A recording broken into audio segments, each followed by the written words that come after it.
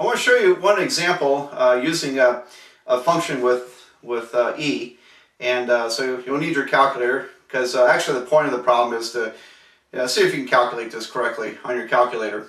But I wanted to give you something with maybe a little bit of meaning here. So this is a population growth model problem.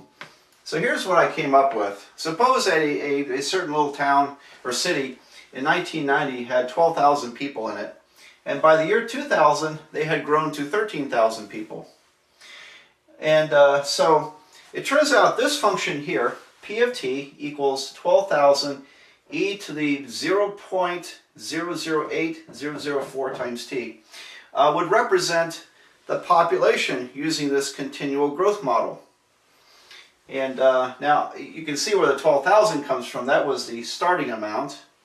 And t is the number of years after 1990. So if you put 10 in for t, this should calculate out to 13,000.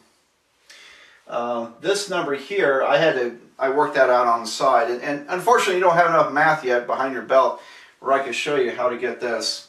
So for now you'll just have to take my word for it.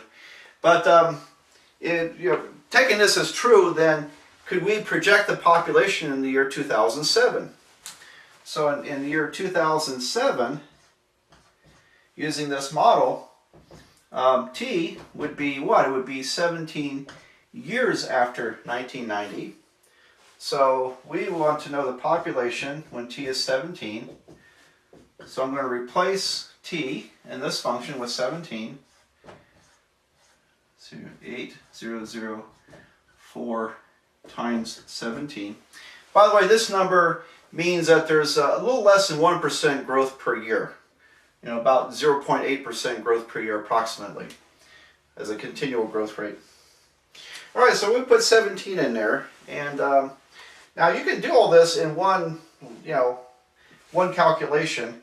I'm going to do it in steps here, so I'm going to multiply 17 times that exponent number, and it comes out to be 12,000 times e to the 0.136068.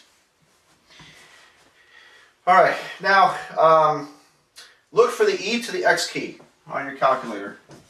All right, so you should have one if you have a scientific calculator. It will be there. And so you want to calculate e to this number. Now it depends, how to do it depends on your calculator. On my calculator, I hit the e to the x button first, and then I type in this number, 0.136068, and then hit enter. On other calculators, you type the number in first and then hit e to the x and hit enter. You may or may not have to hit enter on that calculator. Anyway, it should come out to, this part here should come out to around 1.145 and change.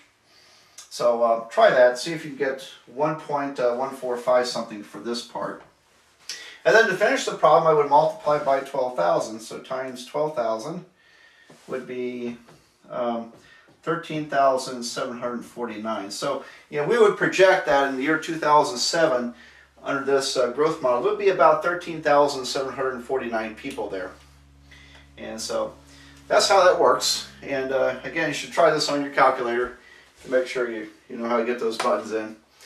And then at least you can calculate one of these growth models. And now if you take college algebra, then you will do more with these, and you will be able to get these numbers. And if you take calculus, you'll see exactly where this model comes from. So this just keeps coming back if you take more math, but it's a very important model in mathematics. If we're going to project population, project how things grow or decay, then we work with this type of mathematics.